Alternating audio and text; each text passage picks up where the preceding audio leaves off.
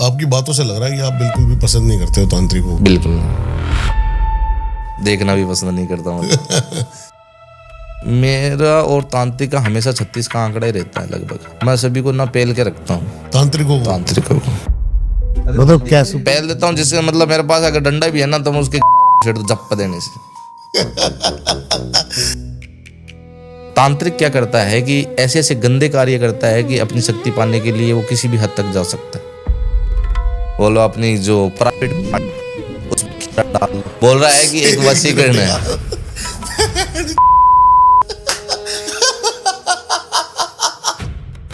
और कुछ ऐसे सुने होंगे आपने केस कि बी पीरियड का पानी पिला के किसी के ऊपर वशीकरण करवा दिया। ये हर तांत्रिक की बात है या फिर हर तांत्रिक क्यों मान लो। मैंने एक बहुत बड़ी एक्ट्रेस थी, उनके ऊपर एक इल्जाम लगा रहा था शेखर सुमन का लड़का। वो कह रहा था कि वो एक्ट्रेस मेरे ऊपर ऐसे ऐसे वशीकरण करती थी। तो he was like you wouldn't understand fashion and फिर बाद में पता चला कि उन्होंने करवाया था। पिला मत दियो, मर जाओगे। एक अघोरी तंत्र विद्या कर सकता है? अघोरी कर सकता है तंत्र विद्या। तांत्रिक से ज्यादा ताकतवर होता है अघोरी? हाँ, ज्यादा ताकतवर होता है। आप तांत्रिकों पे भी बहुत बड़ा क्लेम कर रहे हो। बिल्कुल कर रहा हूँ क्लेम, मुझे किसी से डर नहीं लगता। वो किसी तांत्रिक का मारण किया है कभी? किया, बिल्कुल किया। मैं बताता हूँ, आसाम का एक तांत्रिक है, मतलब खाली नाम का तांत्रिक है, उससे कुछ नहीं है। आज वो मर चुका है। कभी ऐसा हो ये पॉडकास्ट लाइव होने के बाद काफी तांत्रिक झुंड आपके ऊपर क्रियाएं करें तो? बैठा हूँ मैं वहां पे त्रिशूल लिए सभी में डर नहीं लगता मुझे किसी से।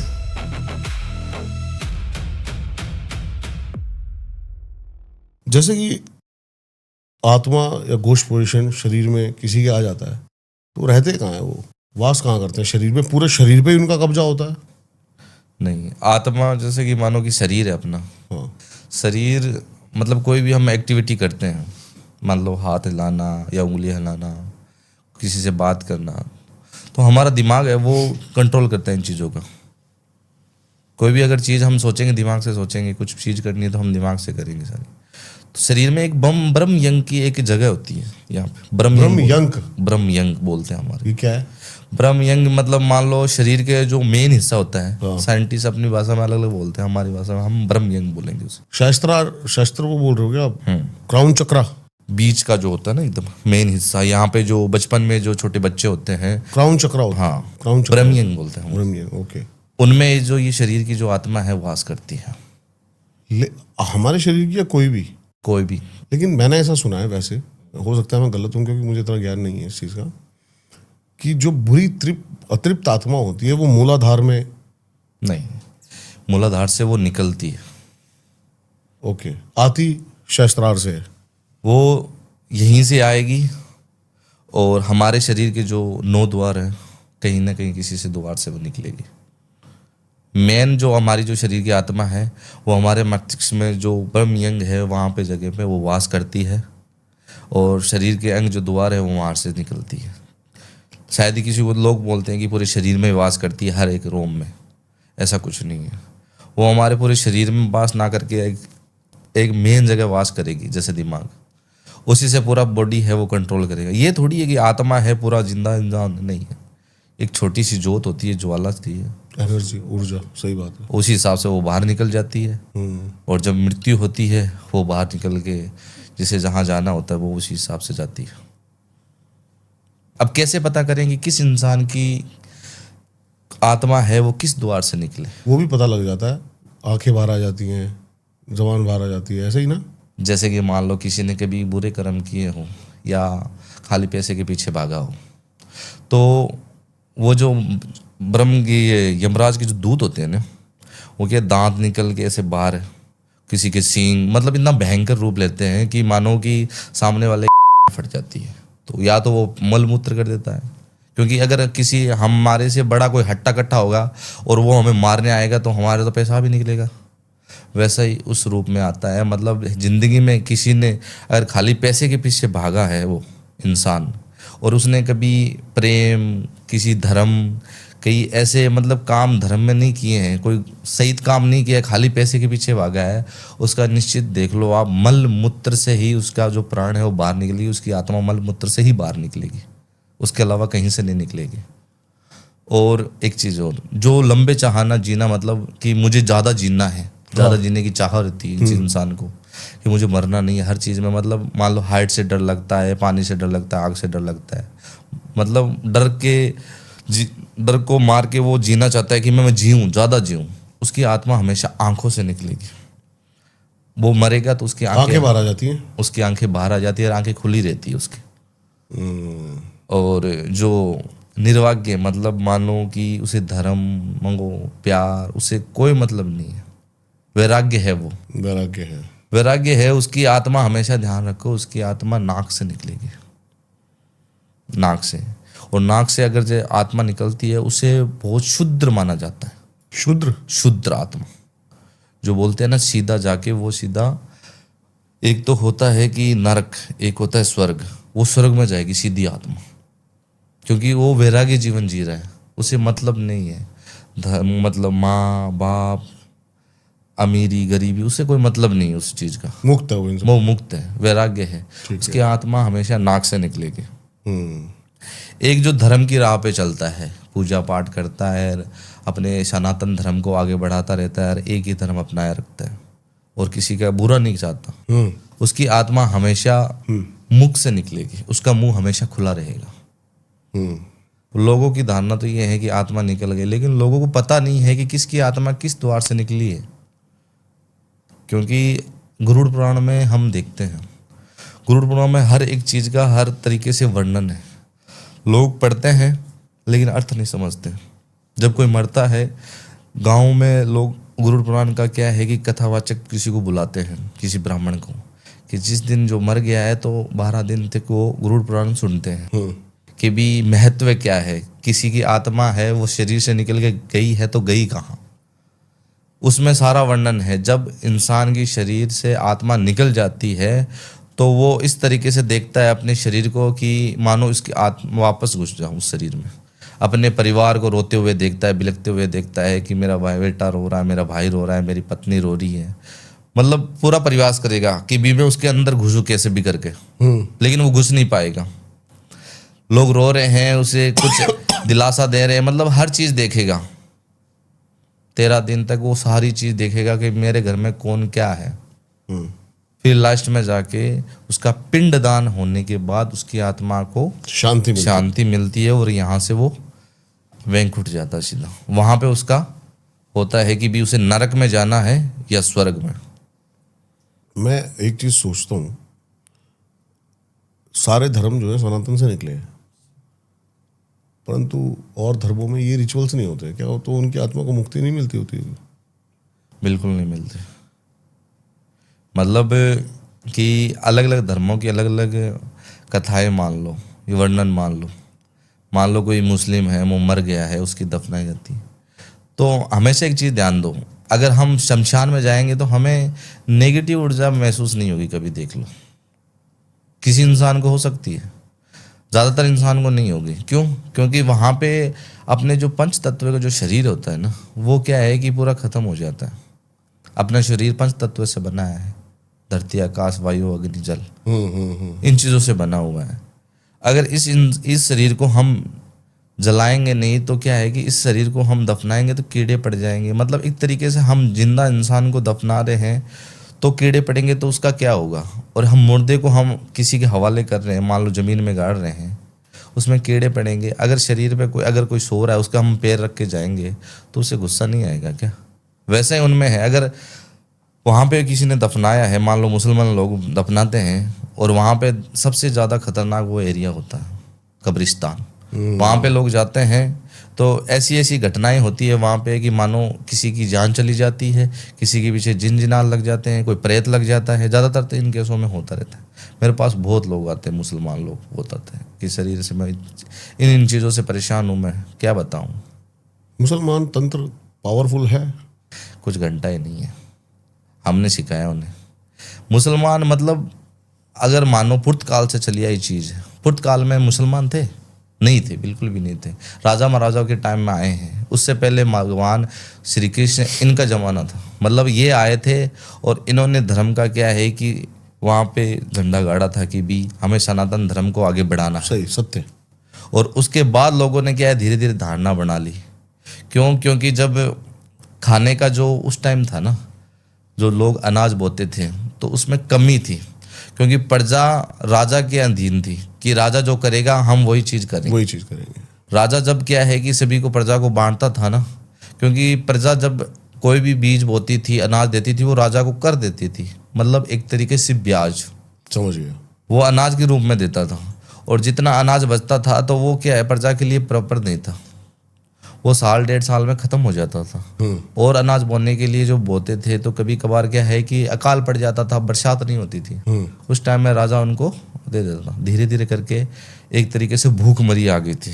फिर भूखमरी लोगों ने क्या किया कि भी इसका निवारण कीजिए, मतलब वहाँ पे रत्न होते थे अलग अलग है, उनको राजा को ज्ञान देने के लिए, मतलब बोलते हैं ना हम एडवाइजर, ओके एडवाइजर होते थे। वो एडवाइजर बताते थे कि भी अगर अनाज नहीं है तो हम मांस का सेवन कर सकते हैं।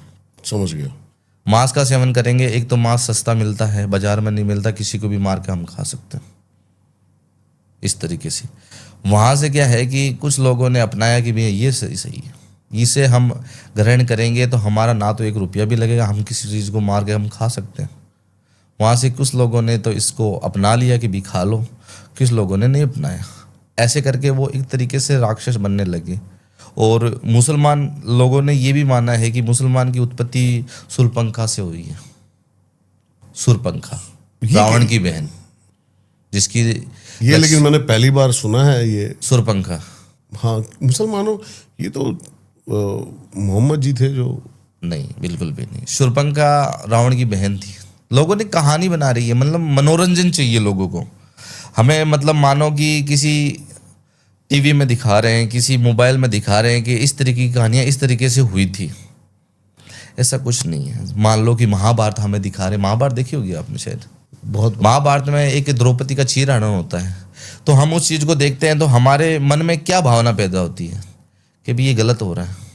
और वही चीज़ हम मूवी देखें कि किसी की वस्त्र हरण हो रहा है, किसी का कपड़े उतार रहे हैं, तो हमारी अलग भावना होगी। क्यों? क्योंकि हम महाभारत को महाभारत के रूप में देख रहे हैं और मूवी को हम मूवी के रूप में देख रहे हैं। तो हमें लोग जो दिखाएंगे उसी हिसाब से हम घर से, अगर मान लो कि हमारे बचपन से ही हमें बताया जाता है कि सभी हमारी बहनें हैं, तो बहनों के रूप में देखा जाए। और घर से ही हमें बताया जाए कि ये हमारी बहन है, बाकी कोई बहन नहीं है, तो हम हमारी बहन को बहन मानेंगे और किसी बहन को बहन नहीं मानेंगे। माँ को माँ के रूप में देखते हैं, किसी दूसरी की माँ को माँ के रूप में नहीं देखेंगे। जो हमें दिखाया जाता है दरअसल वही चीज़ होती है, अगर नहीं दिखाया जाए तो कुछ भी नहीं हो। लोगों को क्या चाहिए? मनोरंजन।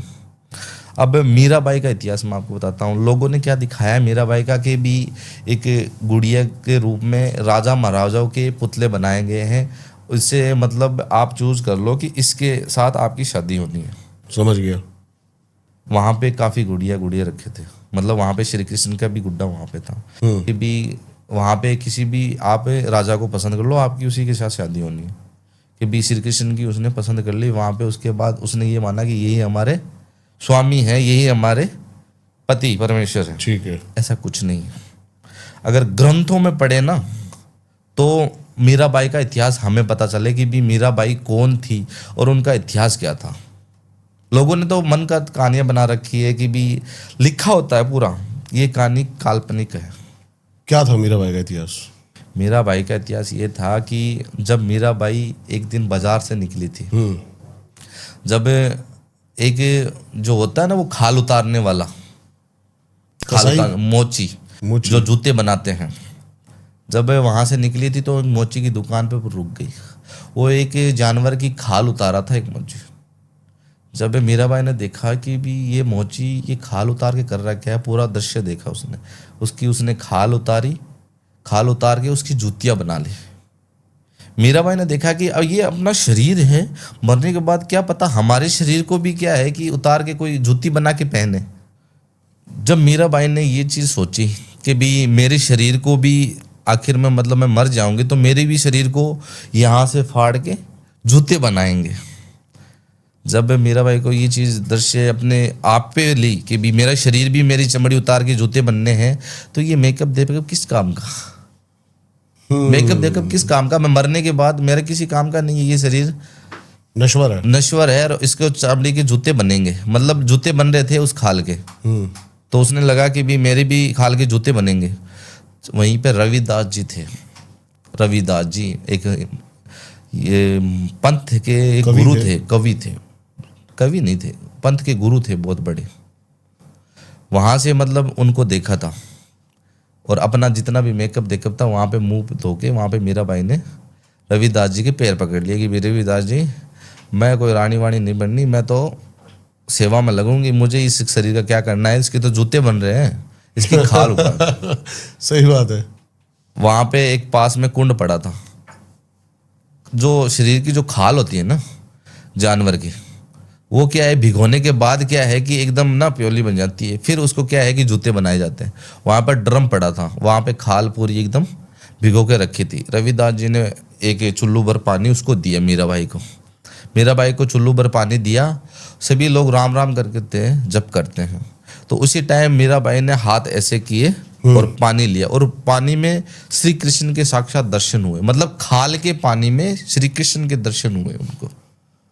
और इस श्री कृष्ण के दर्शन होने के बाद उस मीराबाई ने उस खाल का पानी पी लिया था। पीने के बाद श्री कृष्ण जपती रही। उसके बाद ये जो मीराबाई है श्री कृष्ण की दासी बन गई, एक तरीके से भक्त बन गई, एक तरीके से प्रेमिका बन गई। वहां से वो इतिहास है। लोगों ने ग्रंथों में इस तरीके से लिखे और लोगों काल्पनिक दिखाते हैं मूवियों में कि भी मीराबाई गुड्डो के साथ उनकी शादी। ऐसा कुछ नहीं है। अगर हम वो चीज देखना चाहते हैं, मतलब लोग हमें दिखाएंगे ना, वो चीज हम देखना पसंद करेंगे। अगर घर में जो महाभारत चल रही है, मतलब कृष्ण लीला चल रही है, वो नहीं देखेंगे। रूम में जाके मूवियां देखेंगे। उससे कोई ना हमें शिक्षा नहीं मिलनी। इससे हमें क्या है कि अवगुण मिलने हैं। उससे हमें क्या है कि खराब चीजें ही दिखने को मिलेगी। हम मान लो कि कोई राक्षस मान लो अभी इसी कलयुग का किसी के साथ बलात्कार कर रहा है और कर रहा है, कहाँ से सीख के आया वो? किसी ने सिखाया उसे बलात्कार करना? नहीं सिखाया। वो किस चीज़ों में, मतलब मूवियों में, इन चीज़ों में देखता है ये सब होता है। शरीर के अंग है वो लोगों के सामने दिखाए जाते हैं कि भी कुछ अंग ऐसे होते हैं जो स्त्री के मान लो दिखाने के नहीं होते हैं। वो भी अंग लोगों के सामने वो दिखाए जाते हैं पर्दे के ऊपर कि भी ये देखो इन चीज़ों का ये होता है। ऐसा कुछ नहीं है। आप जिस तरीके से ढक के रखोगे ना हर चीज़, मतलब एक कहावत है, अगर आप कोई भी चीज़ ढक के रखोगे ना उस पर मक्खियाँ भिन भिनाएंगी।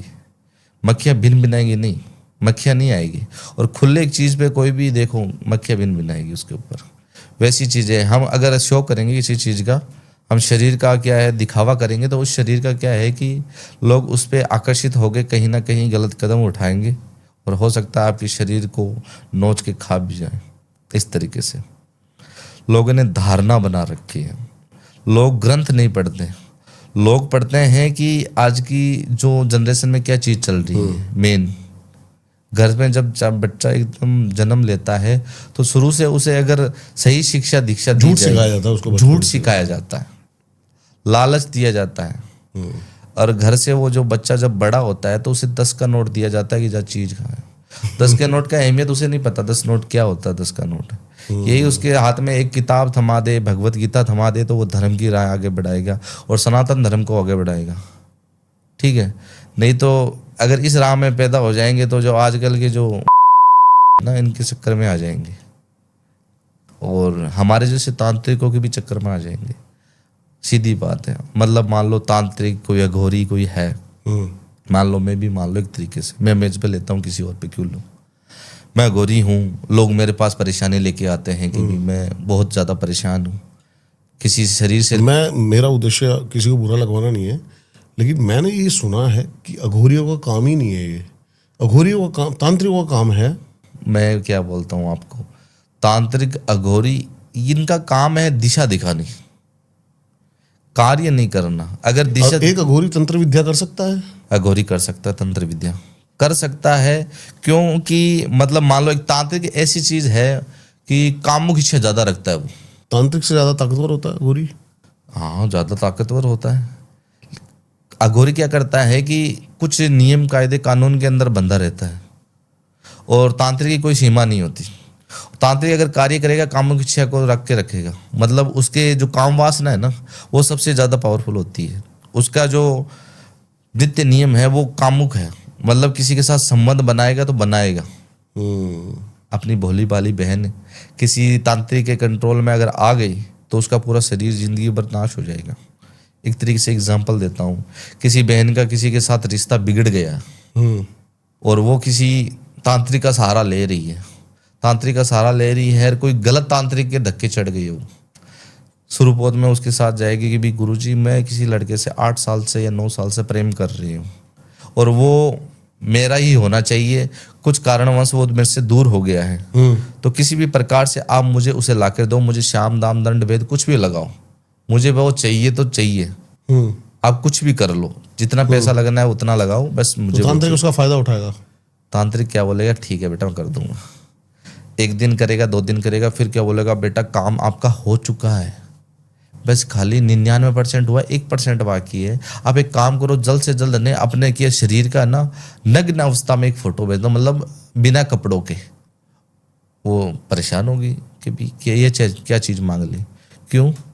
क्योंकि उसे आगे भी कुछ क्रिया करनी होती है, इस तरीके से बहाने बनाएगा वो, और उसकी इतनी प्राइवेट फोटो, मतलब बगैर कपड़ों की फोटो उससे मंगा लेता है। ये होता है? होता है, बिल्कुल होता है। मेरे पास इतने केस आते हैं ना ऐसे कि भी मेरी फोटो लेके मुझे ब्लैकमेल करती है। वो फोटो लेने के बाद वो क्या है कि कुछ क्रिया वगैरह करता है, उसके सामने फोटो वीडियो बना के भेज देता है कि भी ये देखो मैंने ये किया है वो किया है।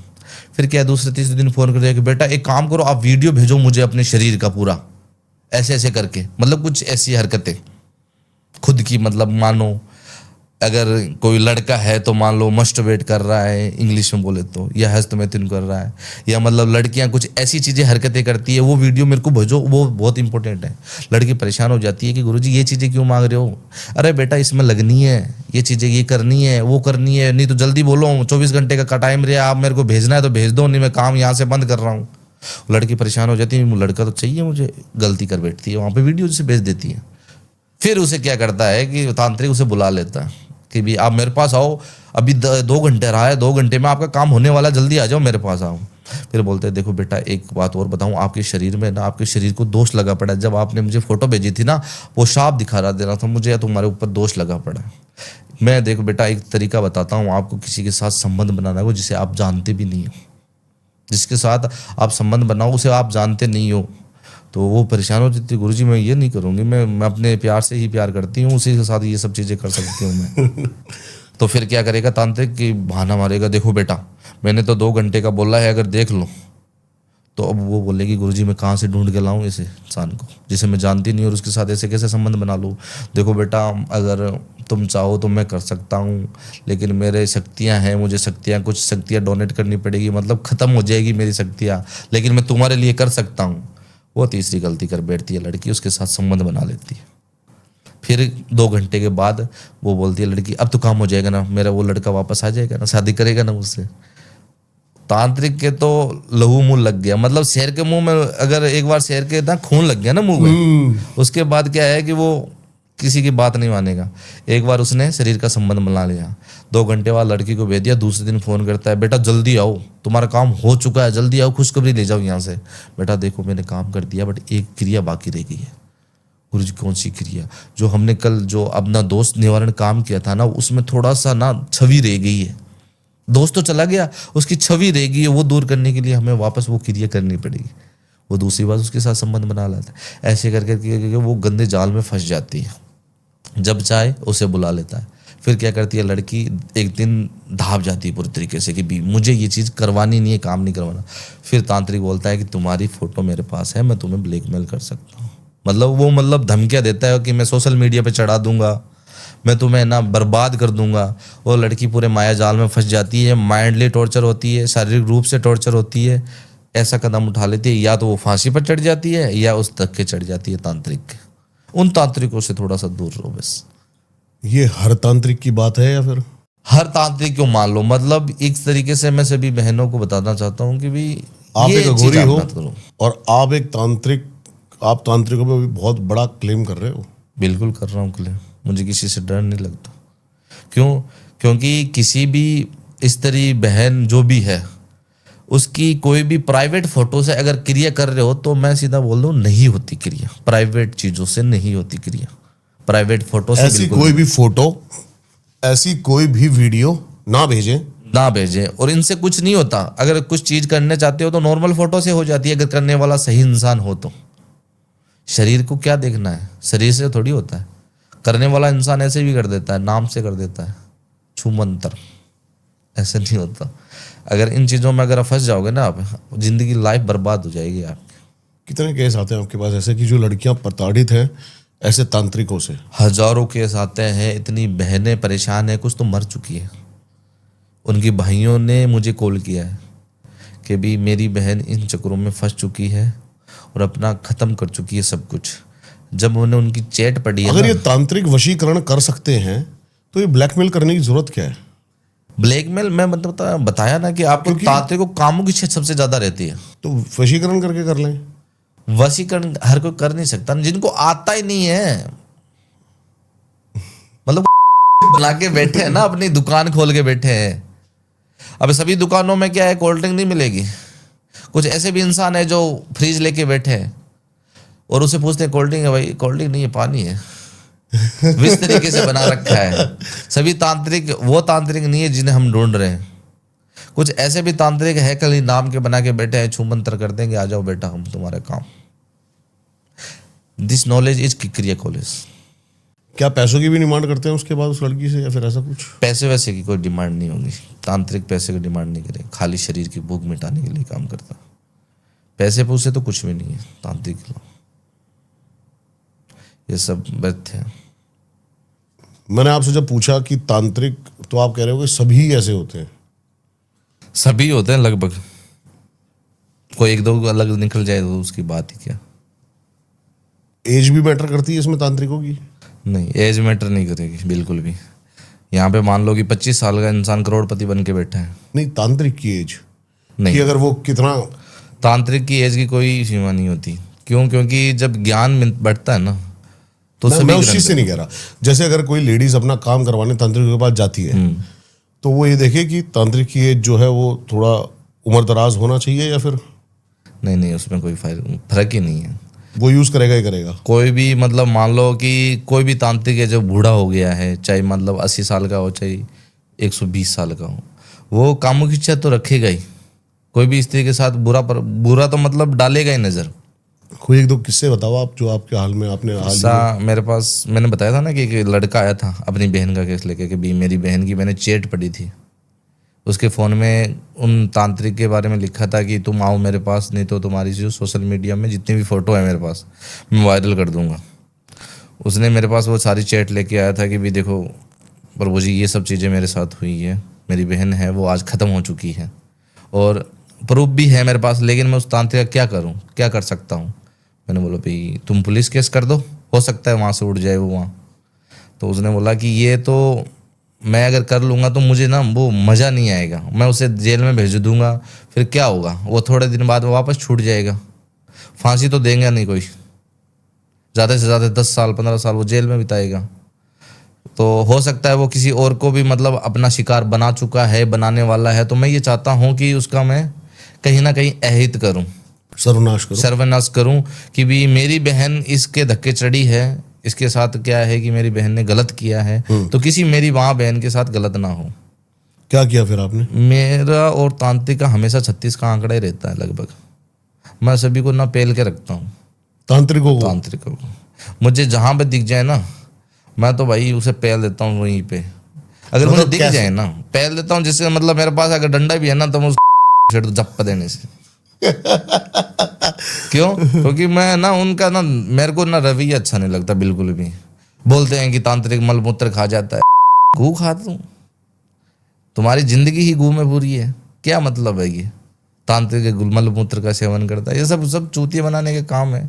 और तांत्रिक ने दुकान खोल के रखी है कि भी मैं ये कर दूंगा वो कर दूंगा, उसी बहन की जिंदगी है पूरी बर्बाद कर दी।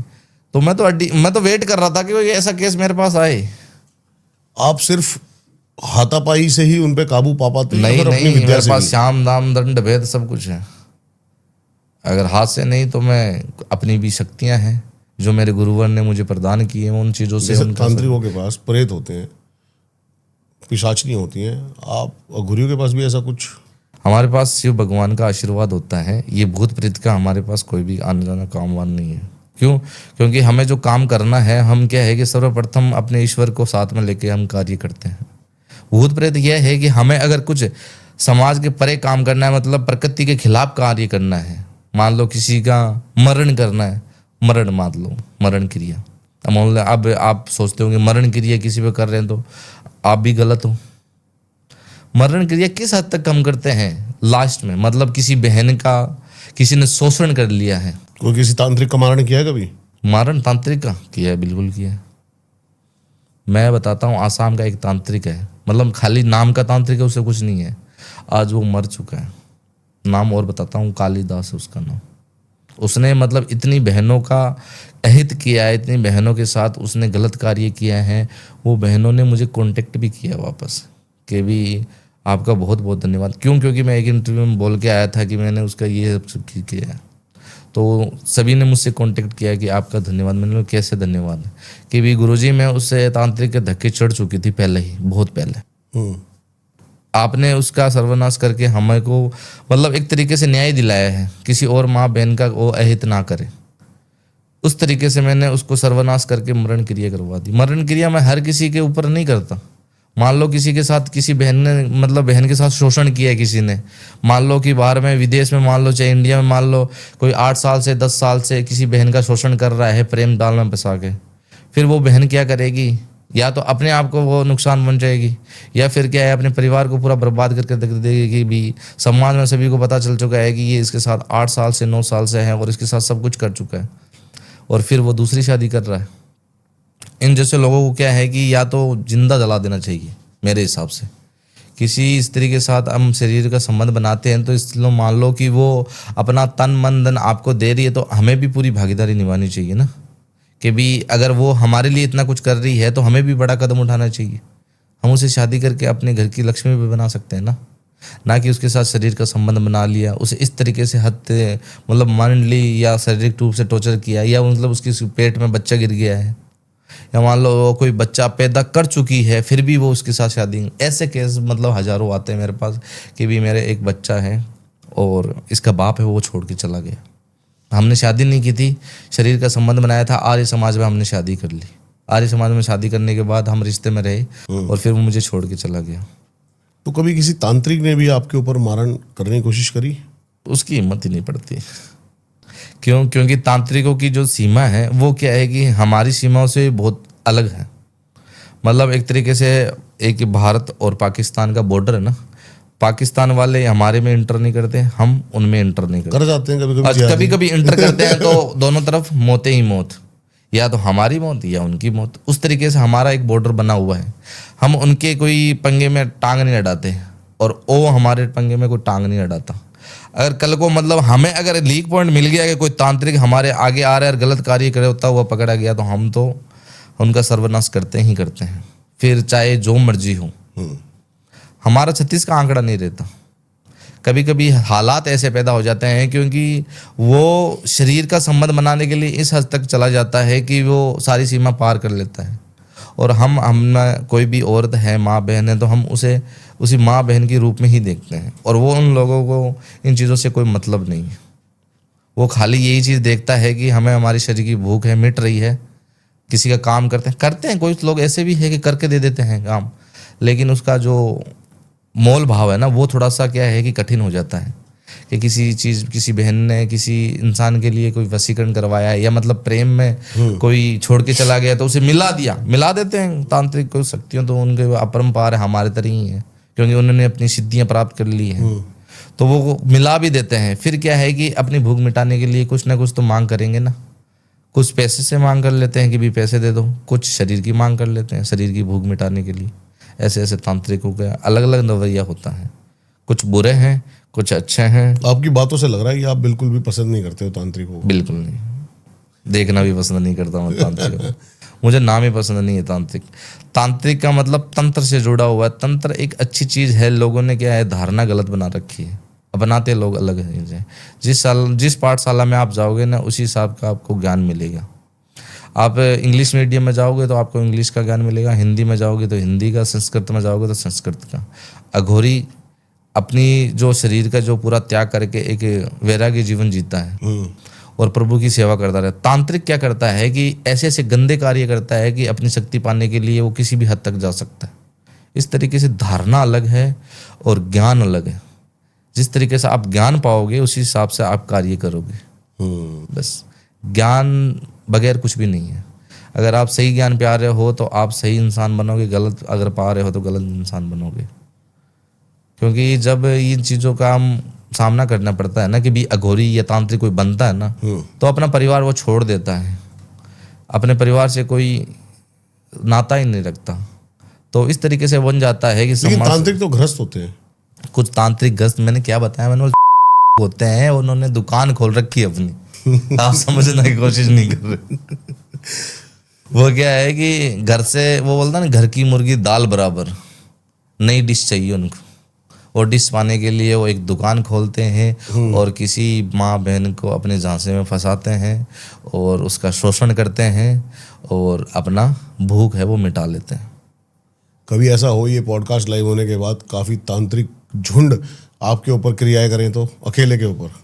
बैठा हूँ मैं वहाँ पे त्रिशूल लिए, सभी गांड में घुसा दूंगा मैं।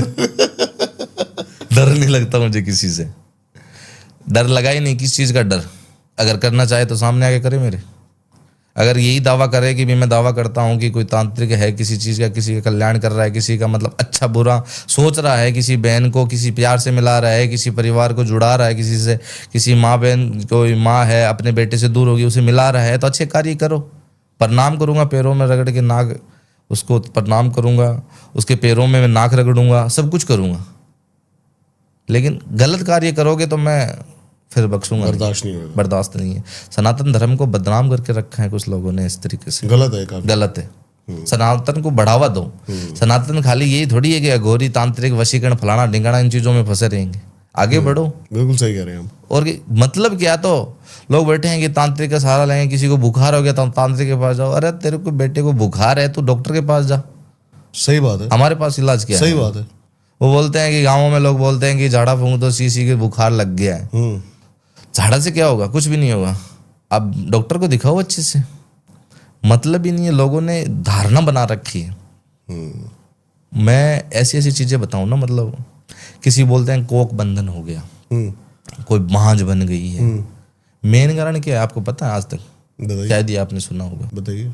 जो अपनी बहनें हैं, माता हैं, वो पीरियड टाइम में कुछ कपड़े लगता है ना, जो मानसिक धर्म आता है, वो कपड़े लगाती है या कुछ आजकल की चीजें चली आती है। वो क्या करते हैं, हम लोग कूड़ेदान में डाल देते हैं। वो कूड़ा कहाँ जाता है? वहाँ पे जहाँ पे कूड़ा पूरा फेंका जाता है, तो वहाँ पे गायें पशु वहाँ पे चरते रहते हैं ना, वहाँ पे वो खा लेती है गायें। और उन कपड़ों में कितने बैक्टीरिया होते हैं? इतने बैक्टीरिया होते हैं कि किसी पेट में चले जाएं तो पूरी सड़न पैदा हो जाए। और कुछ गायें ऐसी होती है जो गर्भ धारण कर चुकी है और वो कपड़ा वो खा ले और बैक्टीरिया उसे लग जाए तो उसकी कितनी तकलीफ होगी। उसका बच्चा है, उसके पेट में ही मर जाएगा, उसकी आंखों में आंसू आएगा, वो हृदय से मतलब एक अलग तरीके से मान लो कि भी हाय, उसकी हाय है वो उस बहन को लगेगी। किसी का भी कपड़ा हो उस बहन को लगेगी तो उसका कोक है। अगर मेरा बच्चा अगर तूने मारा है तो मैं अगर हाय दे रही हूँ तो तुम्हारा बच्चा अंदर ही मरेगा ना। वो इस तरीके से कोई तो बांझ बन जाएगी। उस कपड़े को इस तरीके से फेंको कि किसी जानवर के पेट में ना जाए, क्योंकि उसमें इतने बैक्टीरिया होते हैं कि मानो किसी भी की जान ले सकता है। इस तरीके से गायें देखी है मैंने कि जो मूत्र की जगह होती है ना, उसमें सड़न लग जाती है, कीड़े लग जाते हैं और उन गायों को कितनी तकलीफ होती होगी। अब वो तकलीफ किसी बहन को लग जाए तो, किसी औरत को लग जाए तो जीना दुश्वार हो जाता है। वो तो जानवर है, बोल नहीं सकती, किसी को रो लेती है, परेशान हो जाती है और अपना बच्चा भी खो देती है कभी कभार। बस उन कपड़ों को दूर रखो। और कुछ ऐसे सुने होंगे आपने केस कि भी पीरियड का पानी पिला के किसी के ऊपर वशीकरण करवा दिया। सुना होगा आपने, तो इतने सारे पॉडकास्ट किए, सुना है? मैंने एक बहुत बड़ी एक्ट्रेस थी,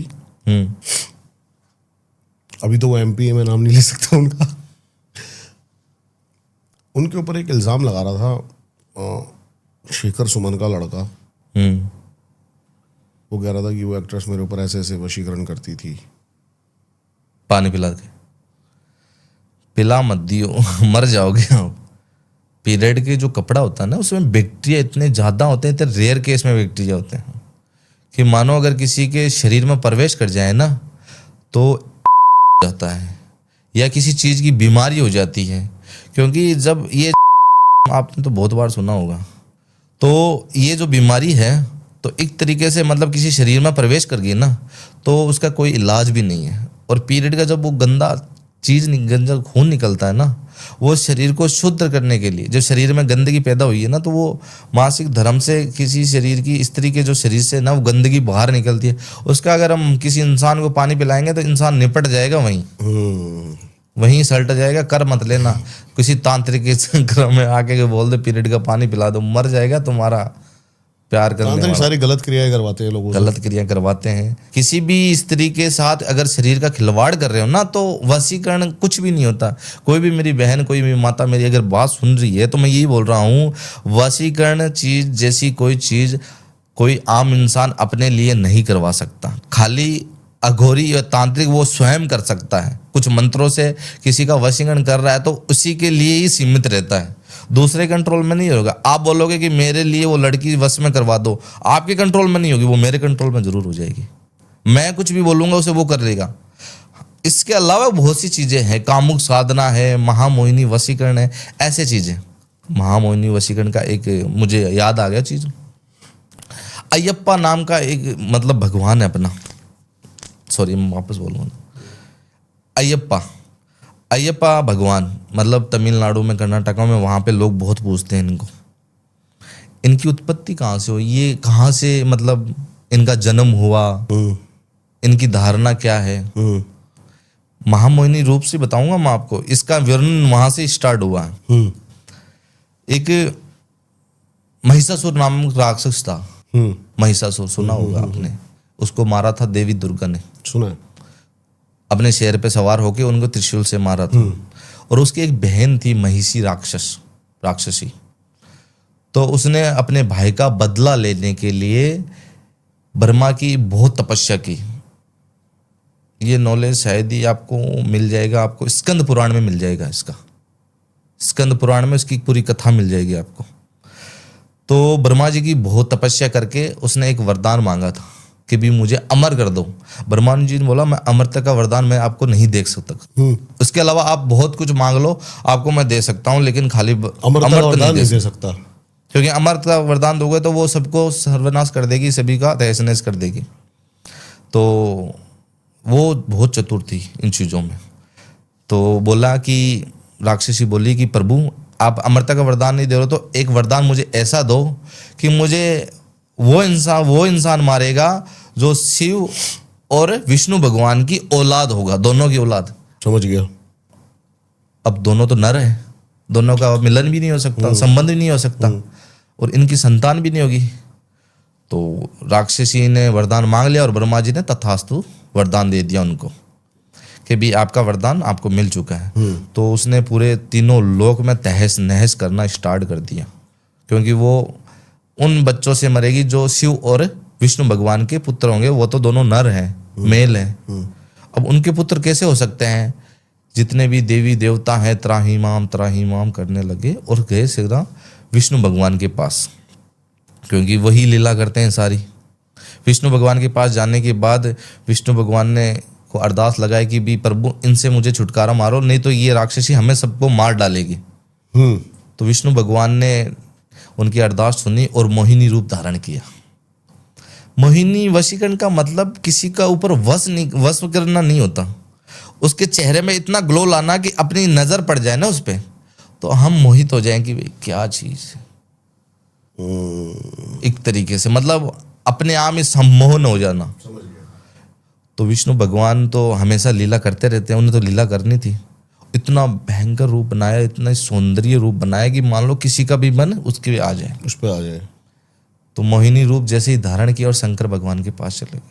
शंकर भगवान तो हमेशा इन चीज़ों से दूर रहते, कामों की इच्छाओं से, लेकिन उनका इतना मनमोहना रूप बना कि उनका वीर्य वहीं पे निकल गया, और वो वीर्य विष्णु भगवान के गर्भ में धारण हो गया, और वहाँ से उनका पेट है बच्चे के रूप में बाहर आ गया।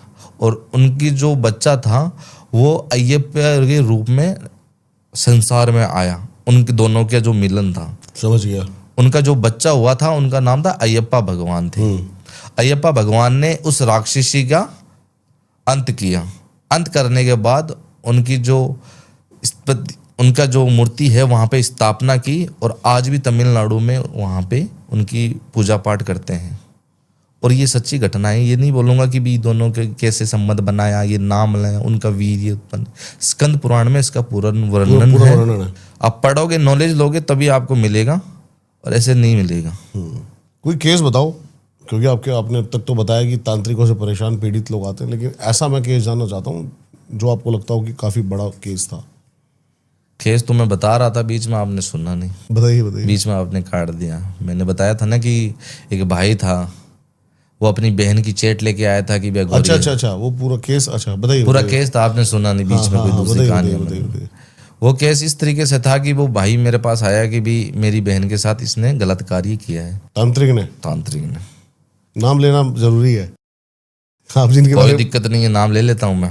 जब तांत्रिक का जो मैंने चेट पढ़ा कि भी उसका जितनी भी डिटेल्स थी, आज भी उसके पास वो पड़ी थी, मतलब तो उसमें वो वीडियो भी मिली जो नगर सब कुछ था कि भी कैसे वीडियो उसने मंगाए हैं, कैसी फोटोएं उन्होंने मंगाई है कि इस तरीके से हम काम करेंगे। जब मेरे को इस चीज़ का पता चला तो मुझे बहुत बुरा लगा कि भी उसके साथ गलत हुआ, और वो अपना शरीर है वो त्याग चुकी थी, वो मर चुकी थी, फांसी लगा के मर गई थी, क्योंकि वो शारीरिक रूप से और मानसिक रूप से दोनों तरीके से टॉर्चर हो चुकी थी। और समाज का भी डर था एक तरीके से कि भी समाज को इन चीज़ों का पता चलेगा तो मेरे घर परिवार का है वो किस तरीके से लोग क्या है कि मजाक उड़ाएंगे। जब मेरे को ये सब चीज़ें दिखी तो मुझे गुस्सा आया। मैंने बोला ठीक है, आप तांत्रिक का नंबर मुझे दे दो, और मैंने उससे बात की तांत्रिक से। तांत्रिक ने यहाँ का बताया, यहाँ क्या था, ये यूपी साइड का ही था। मतलब घर पे ही सारा सिस्टम बना रखा था उसने, और शादीशुदा था वो, बच्चे भी थे उसके। तो मैंने उससे बात की कि भी तांत्रिक जी मुझे आपसे पर्सनली मिलना है। तांत्रिक जी, तो मेरा आदत है, मैं ना सीधा ना वो कर देता हूँ, चुमटी काटना बहुत मजा आता है। तांत्रिक जी मुझे आपसे मिलना है, और मैं बहुत ज़्यादा परेशान हूँ। मेरी एक गर्लफ्रेंड है, वो मुझसे दूर हो चुकी है, और मैं उससे ना बहुत प्रेम करता हूँ, किसी भी हद तक जाना स्टार्ट कर सकता हूँ कि आप जो बोलोगे मैं आपको पैसे दे दूंगा। मतलब झांसे में आ गया, और मैंने ऐसे वैसी फ़ोटो उठा के उसे भेज दी। बोला आप आ जाओ मिलने, एड्रेस दे दिया मुझे। मैं उसी दिन निकल पड़ा, और जब जाके मैंने देखा कोठी वोठी बना रखी उतनी उसने अपने एक रूम में पूरा सिस्टम बना रखा था, मठ बना रखा था। और आते ही मुझे इसे भभूत लगाने लग गया। सिंपल कपड़े में गया था मैं, ऐसे कैसे मैं मतलब सभी को दिखाता फिरूंगी, लपेटे में ऐसे नहीं लूँगा मैं। उसके भाई को साथ में लेके गया था मैं कि भी करो इलाज, सिस्टम क्या है। मुझे वो देखते बोला ये आपकी फ़ोटो तो नहीं है। मैंने बोला वो आया नहीं है, मैं उसका बड़ा भाई हूँ, वो आया नहीं है। आप मुझे बता दो क्या क्या करना है, कितने रुपए हैं, मैं लेके आया हूँ पैसे, आप कर दो। अब उसने ना फोटो वोटो में ऐसे ऐसे करने लग गया, और 2-3 लड़कियां भी बैठी थी पास में, और लोग आ भी रहे थे वहाँ पे। मैं कुछ देर तक देखने लग गया कि भी करने दो इनको। फिर जब मेरी बारी आई, मैंने उसको सुनाया, मैंने सुन ये जो तूने दुकान खोल रखी है ना, बंद कर दे, नहीं पहले के ना मैं सुझा दूंगा तुम्हारे। तो उसने बोला ये से कैसे बोला। मैंने कपड़ा उसके सर पे बाल बाहर ले आया, बाहर सभी सिस्टम बना के उसको बहुत पहला, इतना पहला कि मतलब उसकी सुझा दी थी मैंने। और फिर उसको मैंने फोटो दिखाई, इसको जानता है ना तू, वो फोटो देख के ही वहीं पे हक्का बक्का हो गया। फिर उसका भाई का जो वो संयम था वो टूट गया, और उसने उसे धूप पहला, बहुत सारा पहला, इतना मारा कि मतलब अधमरा कर दिया उसको। और फिर उस तांत्रिक ने सभी के सामने माफ़ी मांगी कि मैं ये सब चीज़ें नहीं करता, मैं तो ढोंग करता हूँ, और मैंने बहुत लोगों का मतलब फ़ायदा उठाया है। उसको मैंने वहाँ पे से लेके राजस्थान लेके आया, मैं उसको राजस्थान लेके आया, और उसको खूब कुछ दिन रख के, भूखा प्यासा रख के, मतलब बहुत मारा उसको। बहुत मारने के बाद मैंने उसको इस तरीके से बनाया कि मानो लोगों को अगर वो दिखे ना तो मन घृणा पैदा करे लोगों को इस तरीके से। मतलब वैसे तो उसको मारपीट के ऐसे अधमरा तो कर ही दिया था, टांग वांग तोड़ दी थी उसको, इस तरीके से मारा कुटा कि भी आज तक वो तांत्रिक जी नाम ही नहीं लेते किसी तांत्रिक का, मतलब ये बोलते नहीं है कि मैं तांत्रिक हूँ। आज भी वो घर पे पड़ा है। कोई मांगे ना एड्रेस मैं दे देता हूँ, सीधा जाके पूछ लेना उससे कि भी उस दिन जब कुलदीप अघोरी आया था तो तुम्हारे साथ क्या क्या घटनाएं घटी। और कुछ बहनों के भी मेरे पास फ़ोन आए कि भी अघोरी जी आपकी वजह से मेरी ज़िंदगी बर्बाद होने से बच गई, क्योंकि जो चीज़ें मुझसे वो मांगी थी ना, मैं भेजने वाली थी। वो डिटेल मांगी थी कि मेरे से कि भी आप मुझे इन चीज़ों का ना आप फ़ोटो बना के भेजो या वीडियो बना के भेजो, हम तो भेजने वाले थे। और ये सब चीज़ें पता चली तो हम बच गए इस तरीके से। अगर हमारी जो वीडियो उसके पास चली जाती तो वो कल को हम क्या भी होता? परेशान करता, हमें क्या होता। मैंने उनको एक ही चीज़ समझाई साफ शब्दों में, और सभी को यही चीज़ समझाऊंगा, किसी को फोटो मत भेजो भाई, प्राइवेट तो खास कर। अगर कोई प्राइवेट फोटो मांगता है तो मान लो कि वो आपके साथ गलत ही करेगा, गलत ही या करेगा, उसका मंशा कुछ गलत ही गलत है। बिल्कुल सही करने वाला होगा तो साफ शब्दों में बोलेगा कि भी अगर सच्चा घोरी या तांत्रिक है ना, वो गलत राह में पड़ने ही नहीं देगा। पहली बात है बेटा अपने घर पे जाओ, अगर वो तुम्हारा नहीं है तो वो तुम्हारा नहीं है। जितना जतन करना है वो तुम्हारे पास नहीं आएगा। और कुछ करने वाले हैं तो वो कर दो, कोई दिक्कत नहीं है, लेकिन भूखे भेड़ियों के धोखे मत। अगर ये पॉडकास्ट देख के कोई तांत्रिक आपके साथ यहाँ बैठ के आपसे वार्तालाप करना चाहे और दिखाना चाहे कि मैं कौन हूँ, फिर बिल्कुल आइए। तांत्रिक को तो मैं तो वेट करता हूँ। तांत्रिक जी, हाँ तांत्रिक जी, उनका तो मैं वेट ही कर रहा हूँ। उनसे मैं पूछूंगा, कुछ सवाल मेरे भी मन में है। अच्छा, अगर इतना ही उनको ज्ञान है तो मेरे सामने आके उन सवालों को जवाब तो बिल्कुल तो दे। तो हम भी तो बैठे हैं, हम भी तो देखें कि उनकी शक्तियाँ और हमारी भक्तियाँ कितनी पावरफुल है। हमारी भक्ति में पावर है या उनकी शक्तियों में पावर है। क्या बात है। बहुत ही मज़ा आया आपसे बात करके, और बहुत ही धन्यवाद आपका आने के लिए और इतना खुले रूप से हर बात को स्पष्ट रखने के लिए। ये बहुत कम बंदे कर पाते हैं जो आपने किया। सीधा बोलता हूँ मैं तो तांत्रिक जी के बारे में।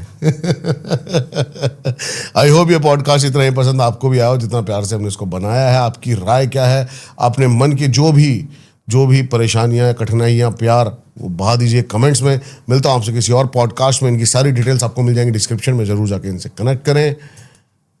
क्या पता अगला पॉडकास्ट एक अघोरी और एक तांत्रिक दोनों आमने सामने हों। सब्सक्राइब जरूर करना चैनल को।